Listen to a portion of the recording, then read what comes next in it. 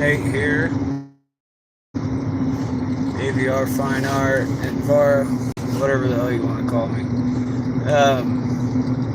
So yeah, I guess this is going to be like the best time for me to go live. And I'm sorry for all the janky bullshit. I'm not really equipped to do a proper live and all that. I'm working like 7 days a week, 5 days doing the residential painting, 2 days working at the gallery, and also trying to move to Washington over the next 2 months.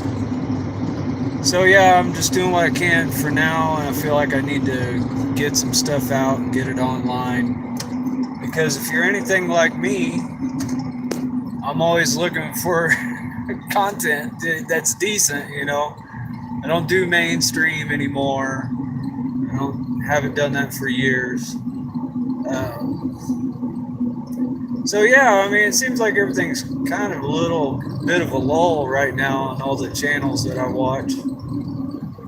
Everybody's kind of in their own little realms, and I think everybody's kind of like me, working their asses off right now, trying to get by. I got a little bit pissed off this morning. I'm working 7 days a week, so yesterday should have been my normal day off. So I woke up this morning, I was kind of bitter. I was like, man, they're stealing my life, man. Like, yeah, my life's not bad. I mean, I take care of my shit, I'm capable of taking care of my shit. I have a skill set. I'm grateful and thankful for all of that. But I got so fucking pissed off the other day when I went to Walmart and my fucking coffee went up. This inflation is fucking out of control, man. Like, rent is fucking stupid. It's nowhere commensurate with your wage. So yeah, I don't want to bitch about all that, but yeah, I was going through that today. So I think I have a bunch of shit written down, like topics I was going to talk about, but I think I can go off the top of my head on a lot of stuff. So simulation theory and the Mandela effect. Now, there's a lot of guys I listen to that don't really subscribe to that, and I don't really either 100%, not at all, but I think it explains a lot of things.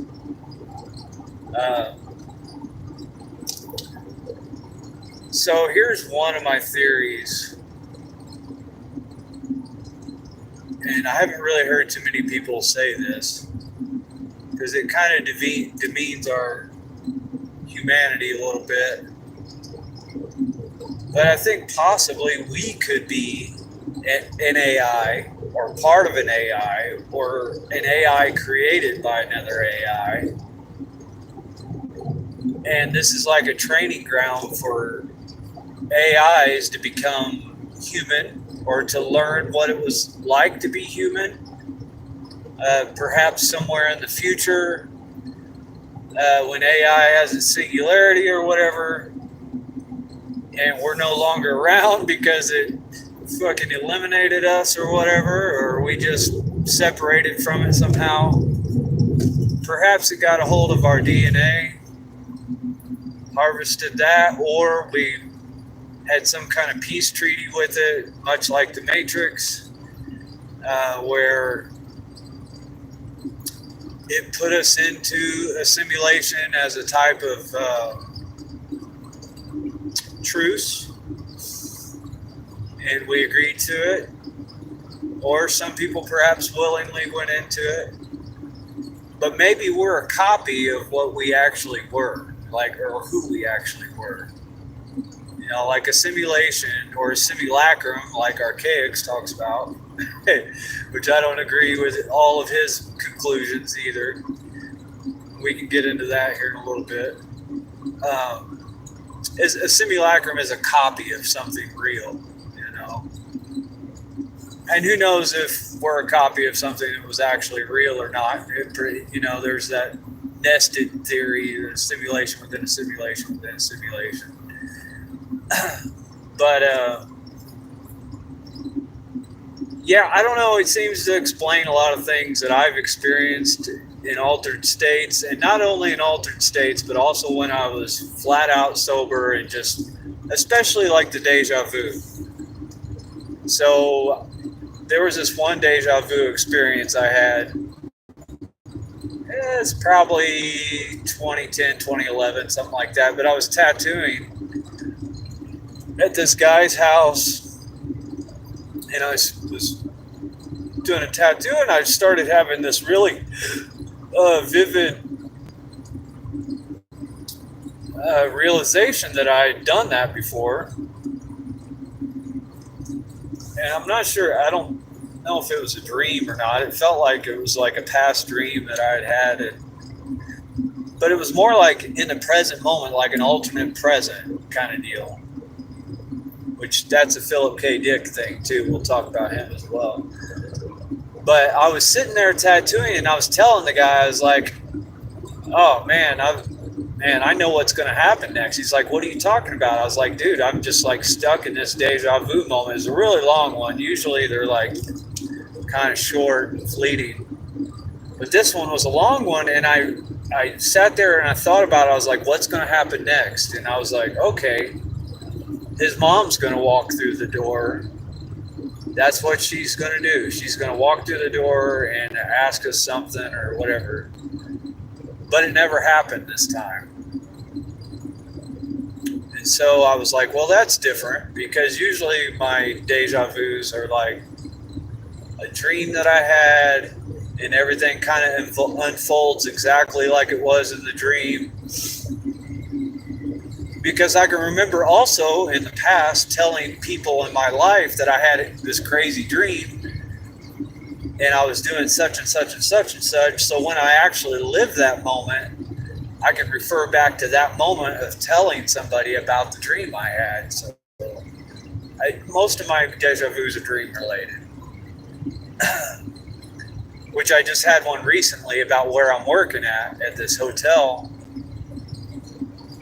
And it's always like when I have the dream, it's like I'm looking at everything from above, like an out of body experience, like I'm astral traveling to some future location or something in space, time. But anyway, getting back to the deja vu and the simulation thing, I was thinking that maybe if we're under the control of an AI, or it's connected to us and we're still human or whatever, maybe the peace deal was like a form of digital immortality. And I may have talked about this already. I can't remember if I did or not. But like it bases this simulation off of our actual lives that we had. And it starts over from birth, from our earliest memories. It uses those and then sort of creates this simulacrum. And we live through our lives over and over and over again. And I always have the feeling like I'm living in the past, and like when I'm charting my course to the future, it's like I already know where I'm going, kind of like. And you could kind of put that off as something like somebody who's just driven and has a good imagination and can manifest things, but it's like I can see my future too, But I think we're able to make slight changes in what we actually did in our real life, which would explain why that deja vu was slightly different, is because it was modeling off of what actually happened from my real memory. But since this isn't real per se, but a simulation or a video game of a type, then it's kind of like a choose your own adventure. Even though you have a path and like this and this and this is going to happen, then you can also, work kind of wiggle within that and do different things, but you're still headed the same general direction. And if you go somewhere totally different, you do something totally different, get off the path, then the AI will correct your ass. And I have definitely experienced that. Like, it'll fiercely threaten you or redirect you, let you know that you're fucking up and you're not doing right. You need to get back on this other trajectory because it's working too hard to create this new reality that you, this new direction that you're going. And it'll make your life hard. I can give specific examples in my life about situations where that's occurred. You know, I mean, I don't know. So here's the thing about us being an AI. I think, so there's a sticking point about correlating AI with, or simulation theory with the Mandela effect. And that is that the Mandela effect creates changes in our body and geography. So I think that's possible only if we are actually digital ourselves. So that could be a possibility. And I'm not hanging my hat on it or nothing, but I guess I feel pretty strongly about it because when I saw The Matrix in 1999 when it came out, I had the distinct impression that that could be the truth. Like, it really hit me, you know. It became that splinter in my mind that Morpheus talks about. And before that, I would say like the first like big wake up for me was 1994. And this goes into my UFO experiences. I guess this is a good place to do it, even though it's kind of off the subject. It's still related because these UFOs do things that shouldn't be physically possible. But if this is some kind of holographic simulation where things are fed to us and things defy the laws of physics, then you can pretty much do anything with a generated image, you know, like a, you know. So I guess I'll go ahead and tell my 1994 UFO story. I was 15 years old, born in 79. And I believe it was a sophomore year in high school, summer, going into sophomore year of high school during the summer, July. And I'm from Southern Illinois, hence the accent. Sorry about that if it bugs you. I didn't really know I had one until I saw myself on camera in Alaska. But yeah, it's pretty rich. Anyway, so, all right, we're in Southern Illinois is a small country place. You know, the biggest town is like 30,000 people. But there's a lot of little towns around there, you know, varying in size from, you know, anywhere from a couple hundred people to 10 or 15,000 up to 20 and 30,000. So there's quite a bit of population there, but there's also a lot of country. You know, there's like cornfields, there's oak trees, hickory trees, big forest, you know, patches of woods, there's lakes, there's rivers, you know, a lot of country boys. And I'm a country boy too, you know, even though I live in the city a lot and I'm a bit of metro, you know, not really, but my old professor called me city mouse, country mouse. So anyway, I had four buddies, or three friends on this summer day one time. We were out fishing at this lake. And it was about the end of the day. And we weren't fucked up that day. A lot of us were kind of serious about our fishing. And I think somebody had like a 12 pack, but we weren't doing that yet because we had to drive home and all that. We were actually being somewhat responsible that day, which was rare for us, but uh, we were all like the same age. I'll leave the names out, but we were all pretty good friends. At least we all hung out together somewhat regularly, but uh, yeah, we were all within the same age group. Like I think there was like a year or two difference between one or two of us. But anyway, I'm sitting in the back seat, and we're starting to go down these country back roads. And it's dark to the east now, and in the west you can kind of see the sun going down a little bit still. And I sort of recognized that there was like some plane activity. I saw some little red blinking lights and this and that. There was quite a few of them. They were kind of low. There's an airport around there, a couple airports, little ones. So I didn't think much of it, but it was kind of weird because I was seeing quite a few of them, and they were planes for sure. But it was like they were looking for something. I don't know. That's the conclusion I reached later, and I thought it was kind of weird at the time too. But anyway, I'm in that back seat. There's four of us in the car, and we're going down this country road that we've all been down quite a few times. And at that point in time, there wasn't anything else out there. It was just fields and woods, Now it's got like houses and shit. But I saw, it was like it appeared out of nowhere, really. But I was looking right at it when it appeared.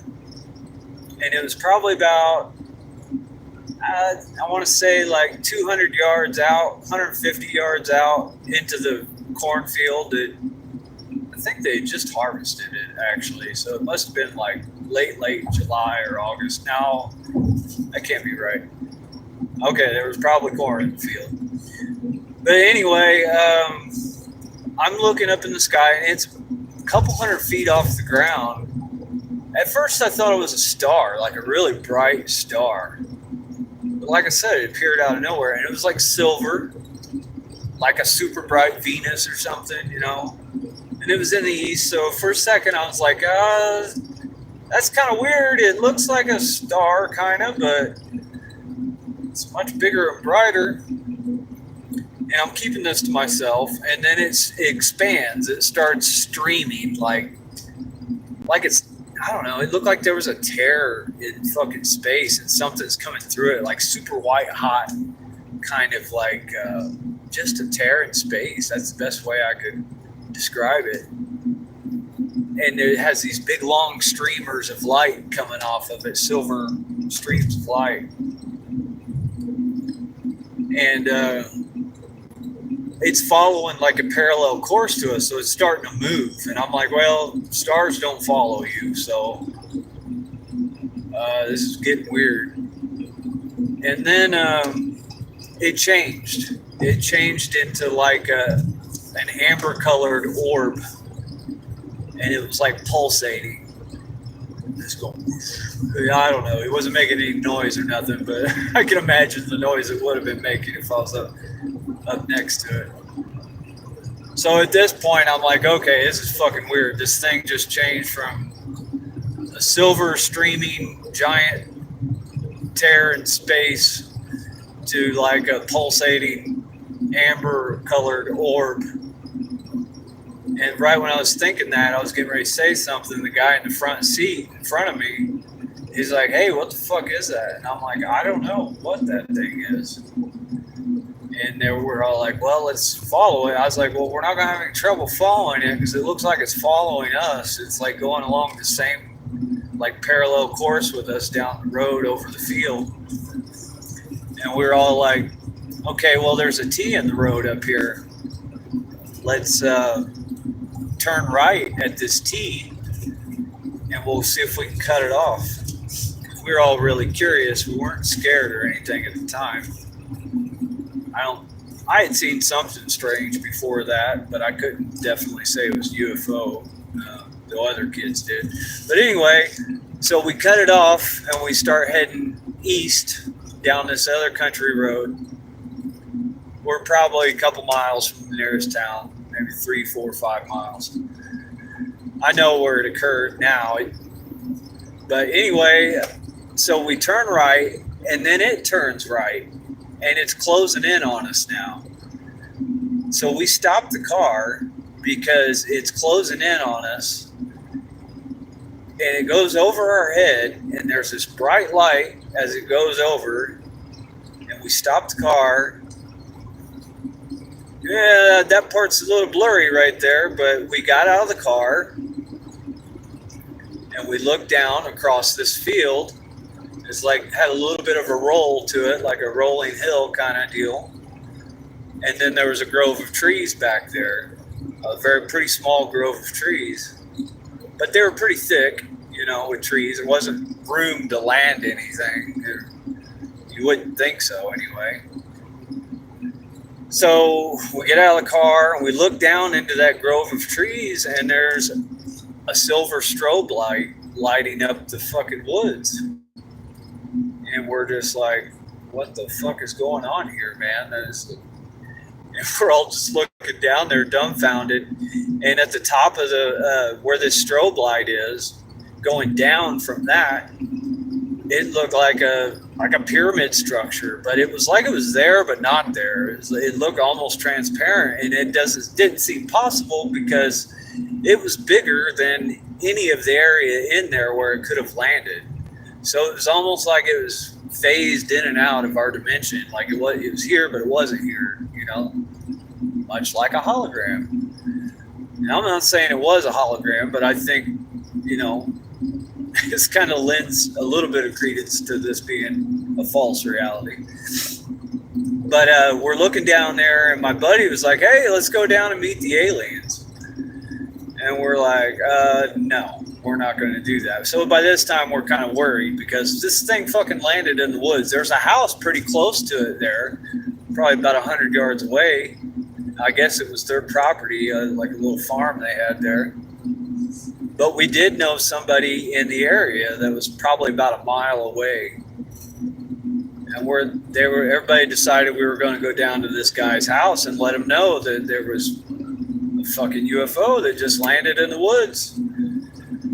So we go run down there and we're all kind of excited and shit. And yeah, we were pretty pumped up. We didn't know what it was we were witnessing. But for some reason, we had the distinct feeling if we went down there, they would see it, even though it was like a mile away, you know. So we go down there, and this guy's got on his property, he's got a big workshop. He was like an auto mechanic or something like that. And there's two people there. We knew both of them. One was an older guy, and one was a guy we went to school with. So there's 6 of us now. And we knocked on his door. We're like, hey, man, UFO just fucking landed in your backyard, dude. Like, not in your backyard, but pretty close to here, man. And he could tell something was going on with us because we were just, like, uppity as hell and, like, kind of freaking out and shit. And so he had a pond right there on his property. And so there was, like, a clearing. And you could see most of the sky, but there was trees on both sides of the pond. The pond was pretty large, so there was a nice opening in the sky to stargaze or look up, or and it was just really strange because like it kind of defied rationality. Like we just go outside and we're looking up in the sky, like waiting for this thing. I guess because it fucking landed in the woods and it was so close, we just seemed certain that we were going to see it for some reason. But we're like, you know, talking up a bunch of shit to these 2 guys, or the 4 of us, and we're looking kind of dumb, really. And I was looking off to the right, toward the east, over the trees, that direction, and then I sort of felt something off to my left, up on top of my head, kind of. like a presence. And I looked up that direction, and coming from the direction where that thing landed, we could see a craft. That's the best way I can put it. It looked like a physical fucking craft, and it was just a little higher than the trees, which was super weird from the get-go. And it was floating very slowly, hovering, whatever you want to call it, and coming our direction right over us. And as it's coming our direction, we can see that it has a spotlight going over the trees, like it's scanning, like it's looking for us or something. And I'm just taking all this in. I'm an artist. I'm a detail-oriented guy. I always have been. So I'm like drinking in all the details I can on this thing. So underneath the craft, first of all, this thing's as big as a freaking big ass 2-story house, 4,000 square feet house, and it's black, like a matte black. This fucking guy pulling out in front of me. It's matte black, like a stealth craft or something. It's silent. Underneath it, as it's going over our heads, we're talking like only maybe 100 to 125 feet over our heads. So it's fucking close. It's got this fucking searchlight and shit scanning everything. And as it comes over our heads, I see that on the bottom, underneath it, it's a triangular shape. Oh, what am I doing? I need to turn on red light. I'm trying to tell a story and drive at the same time. Kind of difficult. Okay, so now I might have to sit in the car and tell the rest of this. No problem. Okay, so it's coming over our heads, and it's silent. And on the side of it, I could see like a distortion wave of some kind. Later, I started analyzing that after the fact, and I thought maybe it was like an electromagnetic wave type deal, because that would explain like the hovering and the silence. And it was like it just had a distortion wave on it. It made the solidity of it not look so solid underneath it. But on the bottom of the craft, it had yellow circular lights in each corner of the triangle underneath. And they were probably about, I'm guessing, 30 to 40 feet in diameter, something like that. And then in the center of the craft underneath, there was a large blue light, circular. And it was kind of shining straight down in a cylinder. It kind of seemed like those lights were more like part of the propulsion system to me. And they weren't like running lights or anything like that. But so it's still drifting over. I'm taking in all these details, and then up the side of the craft, it goes up like to an apex. God, it was big. I mean, it had to be at least, I don't know, 75 to 100 feet tall. And it seemed to be like a pyramid, but after the fact, I think it was more like a tetrahedron. If you guys know what a tetrahedron is, it's like a 3-sided pyramid. And I think that was the actual shape of it, because it had a triangle underneath it. So but it looked like a pyramid sort of from the side angle. And so you go up about halfway up the ship. Like I said, it had like black matte looking metal panels on it.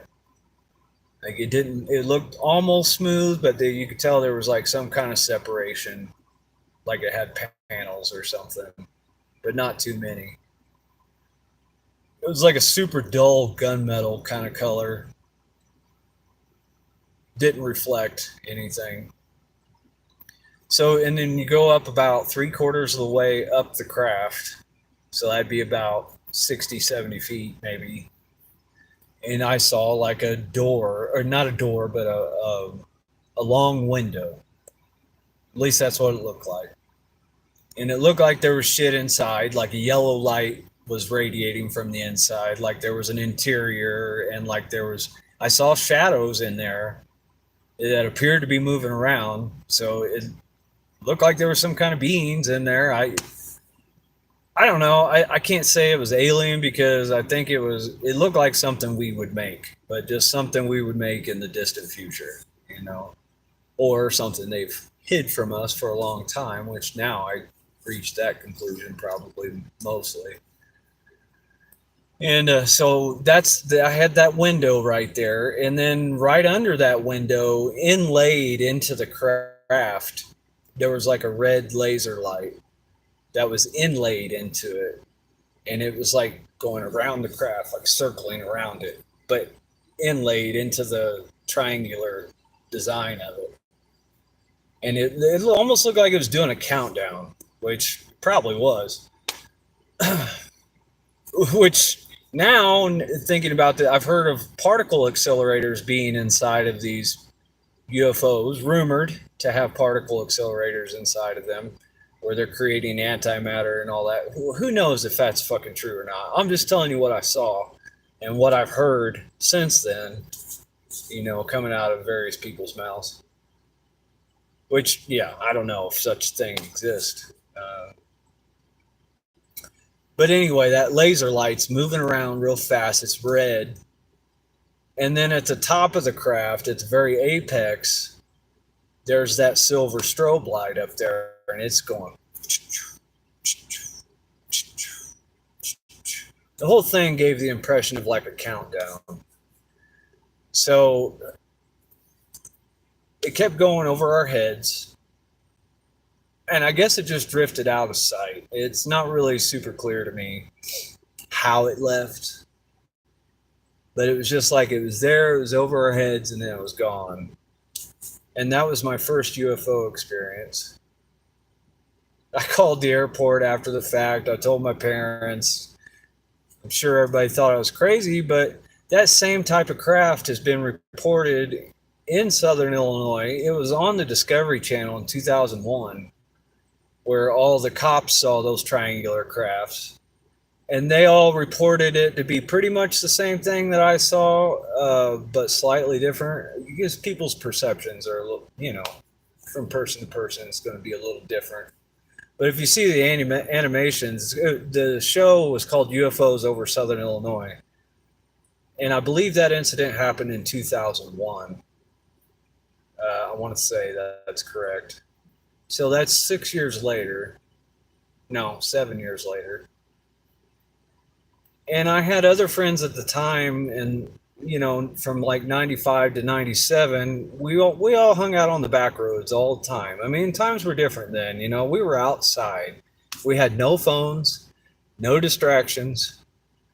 We'd just hang out and talk and look at the stars. You know, that's exactly what we did. We'd go out to these vacant cornfields or these country back roads, and we'd spend a lot of fucking time out there.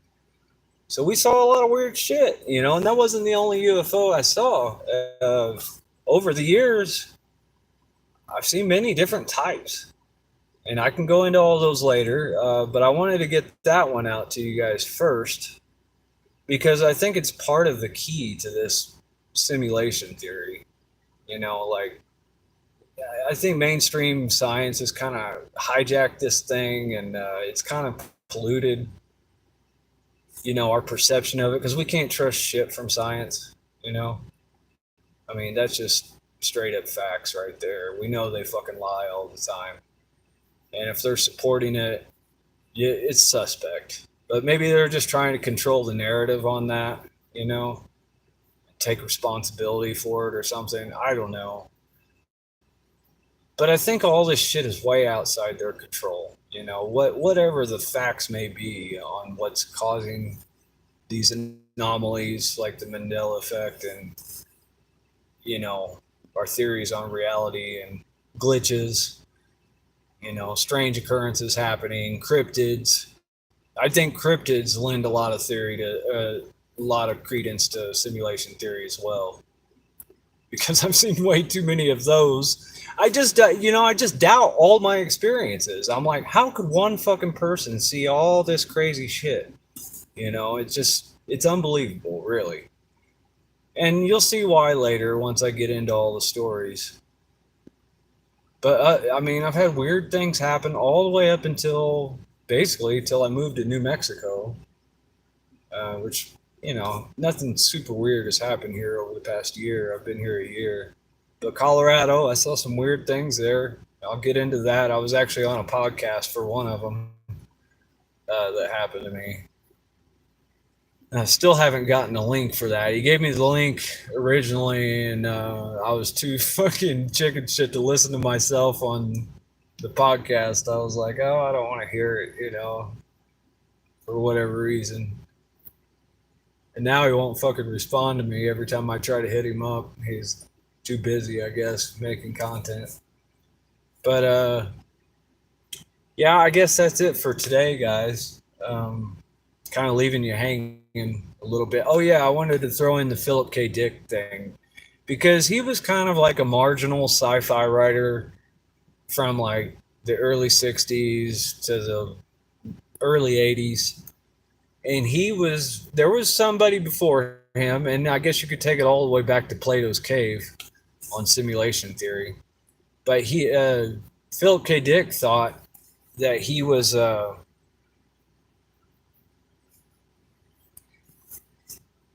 that there was there was a variable that would change, that would be evidence that you're in some kind of computer. I don't think he really called it a simulation, but he thought we were all living in a computer. And I guess anybody that's been fucked up a lot, we've all seen some crazy shit, like, yeah, I get it, I think the brain is more like a filter rather than the thinking apparatus, like, I think the brain does us favors because if we didn't have the brain and we just had consciousness, it would just, well, that's not the right way to put it, but the brain filters things out so we can handle and function in our day-to-day existence.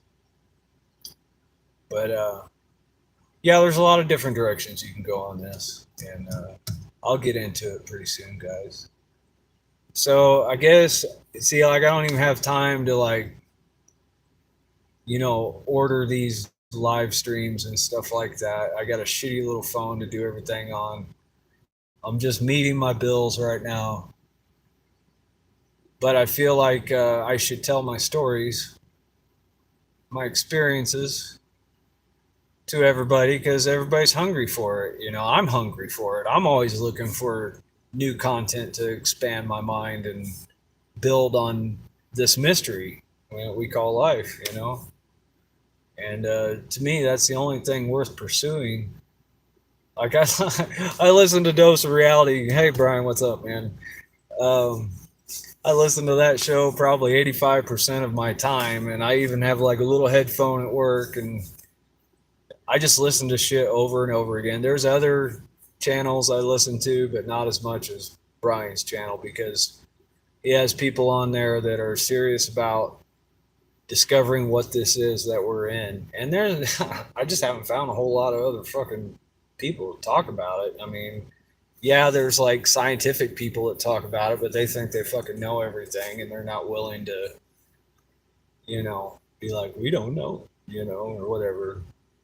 But in this kind of community, we can all build on each other's experiences and try to put this puzzle together.